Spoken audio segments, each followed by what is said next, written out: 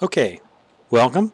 Um, so this is probably the last video for Art Appreciation Art 101, and in which I'm wrapping up a discussion of some of the artwork that may or may not be on the final exam for tomorrow.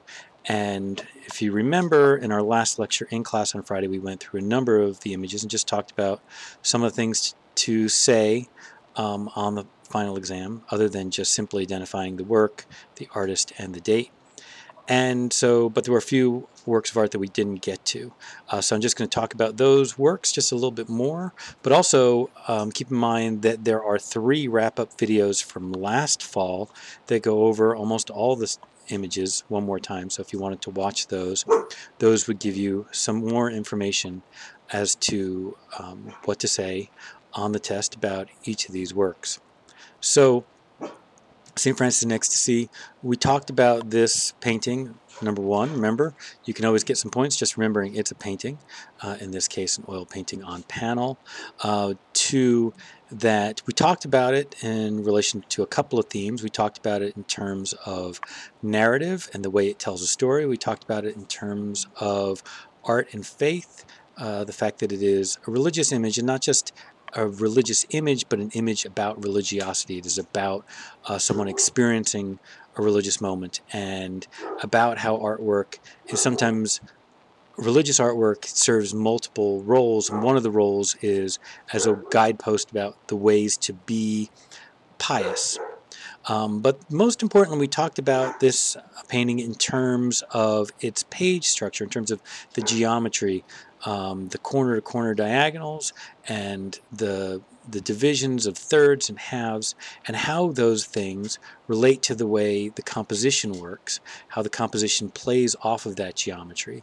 And there's a lot that you could analyze in terms of looking at all of the different parts and where things intersect, but probably the most important is the corner-to-corner diagonal going from the top left to the bottom right, because as you can see, you have things like this tree become kind of like a bisect, an angle kind of marker showing that diagonal, and you have the diagonal lining up with the architecture of this structure here and the outside of his cave. Um, but most importantly, that diagonal goes straight through St. Francis's heart as he's in this moment of experiencing religious ecstasy, experiencing sort of the feeling of connection with the divine. The geometry of the page becomes, in a way, the to stand in for the divine itself, so that the corner-to-corner diagonal is the thing that is the line from heaven to him. So that's one. And about this piece, this one generally everyone in the class seems to know a lot to say about, because it's an installation piece and it's very process oriented. But I'll just cover it one more time for those of you who may have forgotten that this particular piece, Portrait of Ross, is a portrait in that it functions like a clock. When this piece was installed, especially in the original form when it was installed while Ross was still alive, there was signage that went with the installation, and you were encouraged to pick up a candy. And the signage also explained to you that, based on the estimates of the number of visitors at the museum and the number of candy that the artist had planned, that if every visitor came and picked up a piece of candy, by the time the pile was completely dwindled to nothing, that would be an accurate time clock for when Ross would die. Ross was the partner of Felix Gonzalez Torres, and he was dying of AIDS.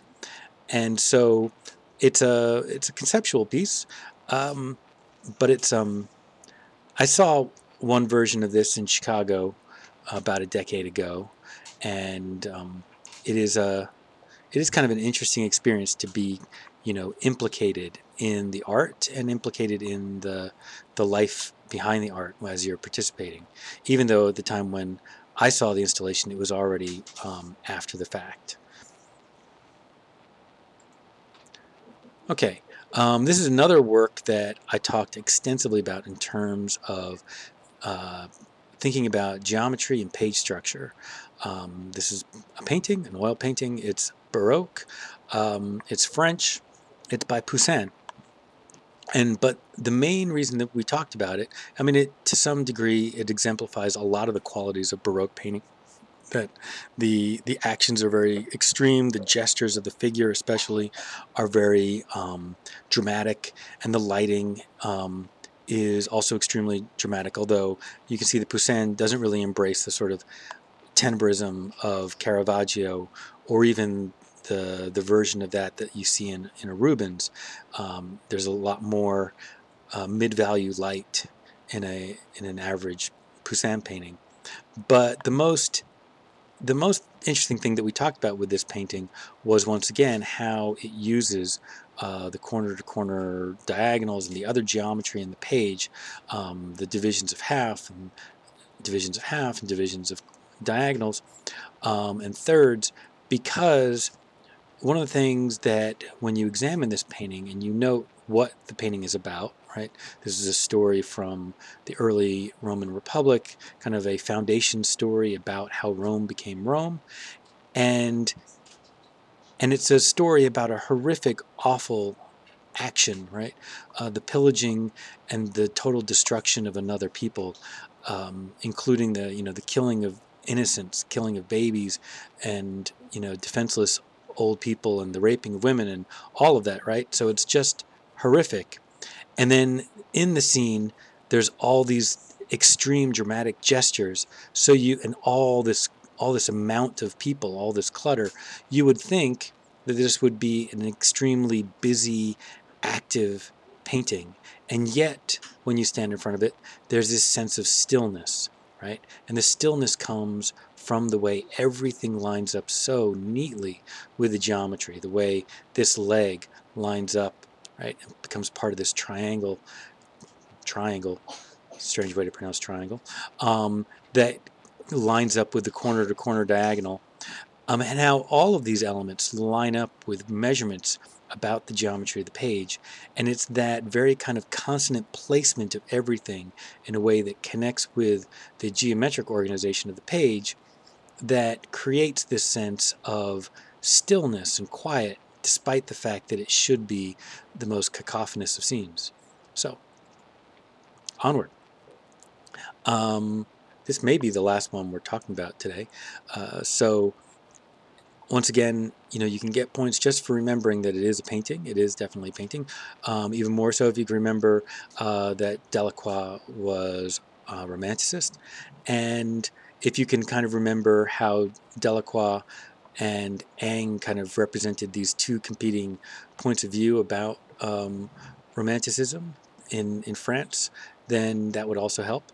So once again, one of the main things that we talked about this painting, well, we did talk about it in terms of art and politics, and the idea of artists speaking for the people, or even using art against the powers that be, against the man, so to speak, and whether that was illusionary, whether artists ever truly could be countercultural. We discussed all of those things. But the other thing that we talked about with this painting was in terms of its organization, like this big triangle that everything is kind of centered around, is repetition of diagonals, and how those diagonals relate to the corner-to-corner diagonals. Another thing that we talked about with this painting was, we did when we talked about Delacroix and his style and his particular idea about his version of Romanticism, which included this belief in a very virtuosic manner of painting, very quick and expressive brushstrokes.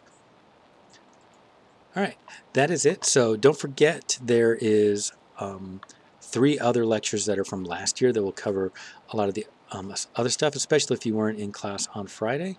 And I will, if I'm lucky, get another lecture done tonight just to wrap up some of the things I was planning on saying about color. Okay, that's it. Thanks.